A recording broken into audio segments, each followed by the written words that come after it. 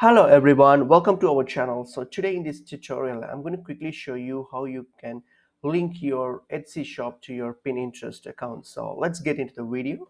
So firstly, open up your Pinterest account, log into your account. So once you're on your Pinterest here, if logged in, so what you can do now is click on your profile on your top right.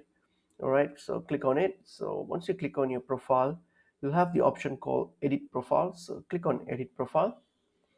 So on your edit profile here, so you'll have this option here on your about option, so which is like a bio. So your bio option where you're going to mention, so mention here about your Etsy store and also the link to your store. So just copy the link from your Etsy store, or whatever the link of your Etsy store is, copy it and paste it here. Since your profile is, so once you like paste it here and then click on here, hit on save. So here your Etsy store link will be displayed on your Etsy profile. So whoever is visiting your profile, they'll be able to see the link here, and then which is your Etsy link. So since your profile is public, then people can view it and click on your Etsy store link. So that's pretty much it is. Hope this video is helpful. I'll see you guys in another video. Thank you.